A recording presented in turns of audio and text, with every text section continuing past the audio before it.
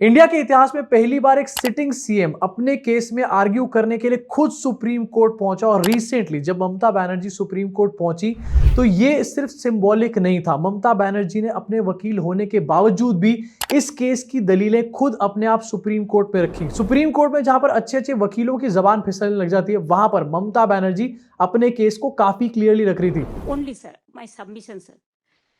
Sir, their SIR process is only for deletion, not for inclusion. Mismatch not only the title, sir.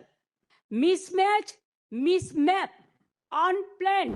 In fact ये SIR के पूरे case में जहां पर Mamata Banerjee election commission से लड़ाई लड़ रही है, यहां पर ममता बनर्जी का ये भी कहना है कि वो अपनी पार्टी वगैरह के लिए लड़ रही है, वो लोगों के वोटिंग राइट्स के लिए यहां पर लड़ रही है। अब देखो, ये काफी ज्यादा हिस्टोरिकल चीज है। बहुत सारे चीफ मिनिस्टर्स, उनके ऊपर पर्सनली भी कई बार केस हो जाता है, लेकिन अपने केस को पर्सनली कोई यहां पर लड़ता नहीं है, उसमें कोई पर्सनली जाकर आर्ग्यू नहीं करता है। लोग अक्सर बड़े बड़े वकीलों को ही हायर करते हैं। ऐसे में अगर कोई सिटिंग सीएम लोगों की लड़ाई यहां पर खुद जाकर के कोर्ट में लड़ रहा है तो वो अपने आप में काफी बड़ी बात है, क्योंकि यूजुअली ये जो नेता लोग होते हैं ये इतना बॉदर करते नहीं है। अब देखा जाए तो ये एक तरीके से सही भी है। एसआईआर में जो हो रहा है, जिस तरीके से वोटर्स को डिलीट किया जा रहा है, एंड बंगाल के केस में तो भैया सारी हदें पार हो चुकी हैं। ये किसी पार्टी से रिलेटेड या फिर किसी विपक्ष से रिलेटेड नहीं है। ये एक्चुअली में वोटर्स का एक बहुत बड़ा कॉन्स्टिट्यूशनल हार्म है, जिसके बारे में इस टाइम पर सबको बात करनी चाहिए। अब हेयरिंग तो हुई, लेकिन ममता बनर्जी ने हेयरिंग में क्या बोला, इसके ऊपर जरा आपका ध्यान डालना चाहता हूं। वैसे सबसे पहले आपको बताना चाहता हूं, इलेक्शन कमीशन को व्हाट्सएप कमीशन बुलाया गया है। ज्ञानेश कुमार व्हाट्सएप अंकल बन चुके हैं। Election commission, WhatsApp commission. पहला पॉइंट जो यहाँ पर रखा गया वो ये था कि वोटर डिलीशन जो है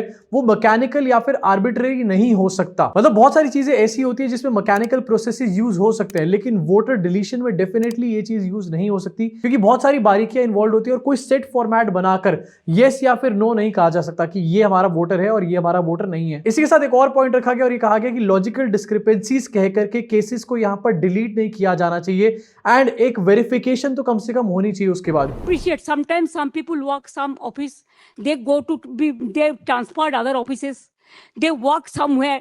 Sometimes the poor people, they purchase the flats, they shifted their addresses, but they are the genuine people are staying there. But because of the name of logical discrepancy, now they change the name.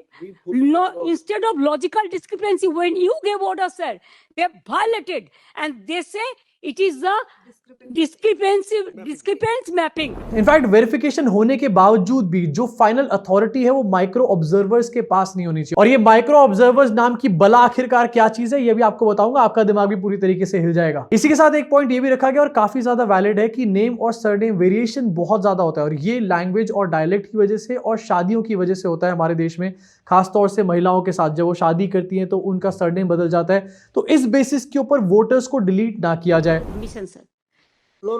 their SIR process is only for deletion, not for inclusion. Mismatch not only the title, sir. Mismatch, mismap, unplanned. Now suppose a daughter after marriage, she go to the in-laws house. Now why she change her title? Why she is using the husband's name, husband's title? That is also mismatch. Yes sir, they have done it sir. मतलब कोई लड़की अगर शादी करके अपने in laws के घर में आई है और उसने अपना सरनेम चेंज किया है, तो उसको टाइटल मिसमैच करके उसको वोटर लिस्ट से हटा दो। मुझे लग रहा है एसआईआर के नियम यहाँ पर इलेक्शन कमीशन नहीं बल्कि मोदी और अमित शाह ही बैठ करके डिसाइड कर रहे हैं। इसके अलावा एक पॉइंट ये भी रखा गया कि अगर स्पेलिंग डिफरेंसेस है तो उसकी वजह से आइडेंटिटी डिसअपियर नहीं हो सकती। एंड साथ में ये भी कहा गया कि आउटसाइडर्स आकर के इस पूरे एसआईआर के प्रोसेस में एंड वहां के लोकल ऑफिसर्स को दबाने का काम कर रहे हैं एंड इस पूरे सिस्टम को बिगाड़ने का काम कर रहे हैं। इसके अलावा माइक्रो ऑब्जर्वर्स को फिर से यहाँ पर हाईलाइट किया गया, एंड फिर से अभी आपको बताता हूँ कि क्या है ये, किस तरीके से ईआरओ को रिप्लेस कर दिया गया माइक्रो ऑब्जर्वर्स से। एंड ये माइक्रो ऑब्जर्वर्स वहां के ऑफिशियल्स को एक तरीके से ओवरराइड कर रहे थे, एंड इस तरीके से वहां पर डेमोक्रेसी को बुलडोज किया जा रहा था। इस बात को भी ममता बनर्जी की तरफ से हाईलाइट किया गया। Observe is the final authority. Election commission, WhatsApp commission. WhatsApp commission is saying it is only the micro observer only they are deleting all the names. अब ये सब बातें जो यहाँ पर बोली गई ममता बनर्जी की और उनकी पार्टी की तरफ से, ये कोई हवाई क्लेम्स नहीं थे। एक्चुअली ऑन ग्राउंड ये सब चीजें ही चल रही थी एंड अभी आपको आगे चल के समझ भी आ जाएगा। अब देखो, मैं ये नहीं कह रहा हूं कि एसआईआर नहीं होना चाहिए, डेफिनेटली एसआईआर होना चाहिए, लेकिन एसआईआर अपने तरीके से होना चाहिए। वेरिफिकेशन यहाँ पर बहुत ज्यादा जरूरी है हमारे देश में वोटर्स की, लेकिन इस वेरिफिकेशन को पनिशमेंट नहीं बना सकते बाकी के देश के लोगों के लिए। ममता बनर्जी की दलीलों के ऊपर सुप्रीम कोर्ट का क्या रिएक्शन था, ये भी आपको एक बार दिखाना चाहता हूं। सबसे पहली चीज, सुप्रीम कोर्ट ने एक नोटिस इशू किया है इलेक्शन कमीशन के लिए एसआईआर के पूरे मैटर के ऊपर। मतलब इन दलीलों को सुनने के बाद सुप्रीम कोर्ट को भी इसके अंदर एक सब्सटेंस नजर आया है, इसीलिए डेफिनेटली यहां पर नोटिस इशू किया गया है। इसके अलावा सुप्रीम कोर्ट ने इलेक्शन कमीशन को यह कहा है कि वो इस पूरे मैटर में सेंसिटिविटी और लॉजिक के साथ एक्ट करे, मैकेनिकली एक्ट ना करे। इसका मतलब सुप्रीम कोर्ट एक तरीके से बात मान चुकी है कि यहां पर इलेक्शन कमीशन मैकेनिकली एक्ट कर रहा था और सेंसिटिविटी और लॉजिक नहीं लगाया जा रहा था। चीफ जस्टिस ऑफ इंडिया ने यह बात ऑब्जर्व करी है कि माइक्रो ऑब्जर्वर्स की कोई नीड ही नहीं है।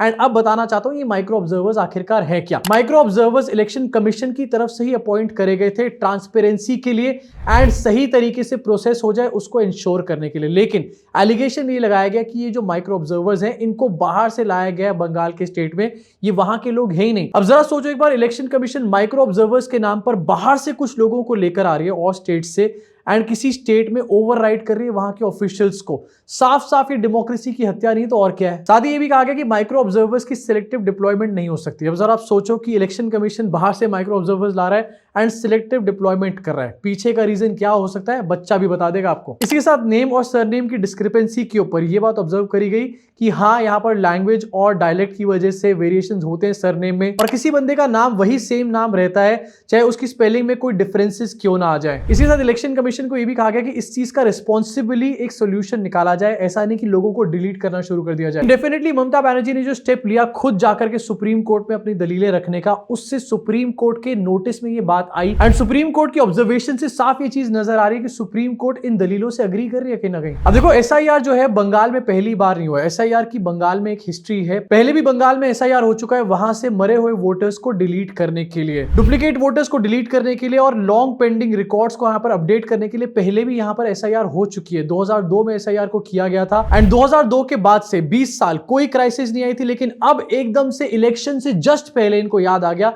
कि हमारे को यहां पर एसआईआर करना है। एंड दिस क्लियरली शोज कि इनकी इंटेंशन ये सब नहीं है कि जो मरे हुए वोटर्स हैं वो डिलीट हो जाएं या फिर अपडेट हो जाए लॉन्ग टर्म पेंडिंग चीजें। इनका ऑब्जेक्टिव यहां पर सिर्फ एक ही कि चेरी पिक करके वोटर्स को डिलीट करा जाए, जिससे कि एक पार्टी को कहीं से फायदा दिला दे। अब रिसेंटली इसके बारे में हल्ला इसलिए मचना शुरू हो रहा है क्योंकि इसकी टाइमिंग को लेकर के बहुत ज्यादा सवाल खड़े करे जा रहे हैं। पहले ये कहा गया कि बिहार में एसआईआर किया जा रहा है एंड बिहार में भी बहुत सारी गड़बड़ियां सामने आई, बहुत सारी कंप्लेंट भी करी गई, लेकिन उन कंप्लेंट्स के ऊपर आज तक भी कोई सॉल्यूशन सामने नहीं आया। एंड सेम चीज यहां पर कह दी गई कि बंगाल में भी एसआईआर करी जा रही है। एक बहुत ही कंप्रेस्ड टाइमलाइन बनाई गई और जो काम 2 साल में किया जाना चाहिए था उसको कहा गया कि 2 से 3 महीने में हम यहां पर बंगाल में एसआईआर करेंगे।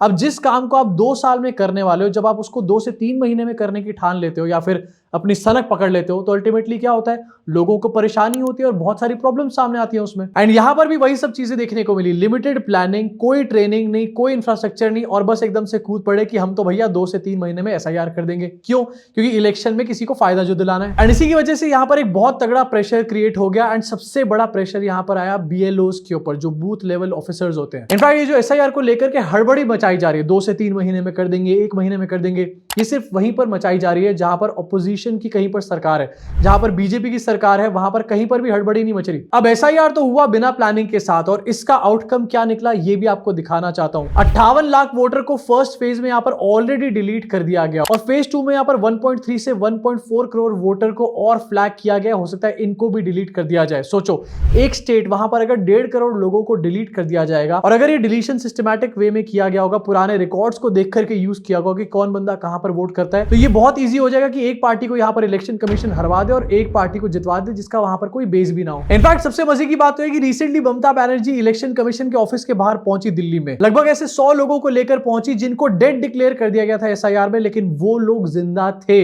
एंड ये बात इलेक्शन कमीशन ने भी खुद देख ली होगी, ज्ञानेश कुमार ने भी। मतलब धड़ल्ले से एसआईआर में घपलेबाजी यहां पर चल रही है एंड ये घपलेबाजी पॉलिटिकल मैनिपुलेशन के लिए चल रही है। लेकिन अफसोस की बात यह है कि इलेक्शन कमीशन अपने आप को निष्पक्ष बता रहा है उसके बाद भी। एंड इलेक्शन कमीशन एक ऐसी बॉडी है जिसका काम है ये इंश्योर करना देश में फ्री एंड फेयर इलेक्शंस, और वही इस तरीके से घपलेबाजी कर रही है। इनफैक्ट माइक्रो ऑब्जर्वर्स के मैटर को भी यहां पर एस्केलेट किया गया। 8100 माइक्रो ऑब्जर्वर्स को डिप्लॉय किया गया था सिर्फ बंगाल के अंदर।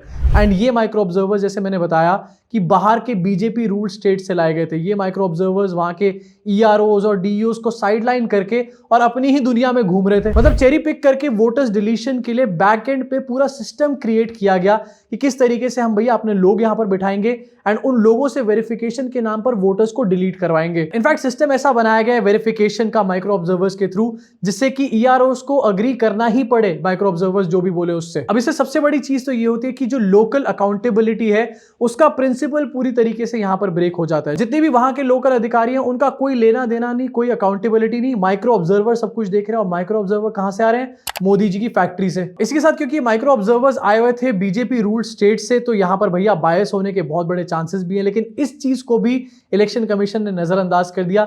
ऐसे करनी चाहिए क्या? इसी के साथ जो एक ह्यूमन कॉस्ट यहां पर हमने पे करी है, हमारे सिस्टम ने पे करी है। बीएलओस को एक प्रेशर पे रखा गया, व्हाट्सएप पे इंस्ट्रक्शन दी जा रही थी, लेट नाइट उनसे काम कराया जा रहा था एंड इस वजह से बहुत सारे लोग मेंटल स्ट्रेस में आए। बहुत सारे लोगों ने अपनी आत्महत्या भी कर ली।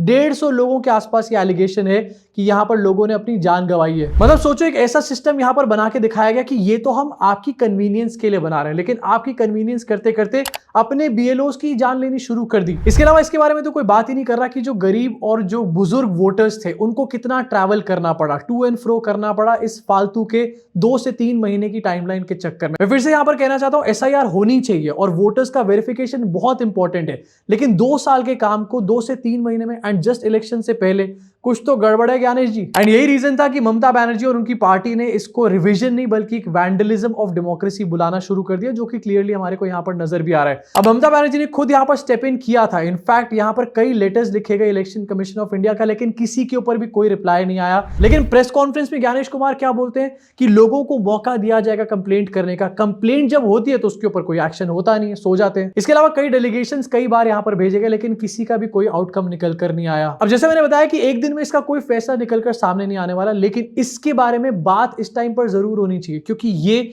हमारी डेमोक्रेसी की सीधा सीधा हत्या है भाई। एक पार्टी के कहने पर इलेक्शन कमीशन एसआईआर करा रहा है और ये फालतू का नैरेटिव चलाकर कराया जा रहा है कि बहुत सारे घुसपैठिए आए हैं इसलिए हम यहां पर एसआईआर करा रहे हैं। एंड इस एसआईआर के अंदर कितने घुसपैठिए वगैरह ये सब कुछ नहीं बताया जाएगा, बस लोगों को धड़ल्ले से डिलीट किया जाएगा। एंड इस बात को मेक श्योर किया जाएगा किसी भी तरीके से यहां पर टीएमसी हार जाए और बीजेपी जो है किसी भी तरीके से भैया वो तो जीत जाए। 2021 बंगाल इलेक्शन में वहां की जनता ने बीजेपी को सरे से नकार दिया था, तो अब यहां पर बीजेपी फोर्सफुली यहां पर जनता के ऊपर राज करना चाहती है। मतलब उल्टे सीधे पैतरे यहां पर अपनाए जा रहे हैं। लेकिन सत्ता की इस भूख में किस तरीके से डेमोक्रेसी की और हमारे कॉन्स्टिट्यूशनल राइट्स की यहां पर हत्या करी जा रही है, ये साफ बंगाल की जनता को और देश की जनता को यहां पर नजर आ रहा है। अब वैसे आपका इस बंगाल की सो कॉल्ड एसआईआर के ऊपर क्या सोचना है? ये वेरिफिकेशन है या फिर इसको एक पॉलिटिकल टूल की तरह इस्तेमाल किया जा रहा है? नीचे कमेंट सेक्शन में अपनी भड़ास को जरूर निकालना। मैं आपसे मुलाकात करूंगा इस चैनल के अगले वीडियो में।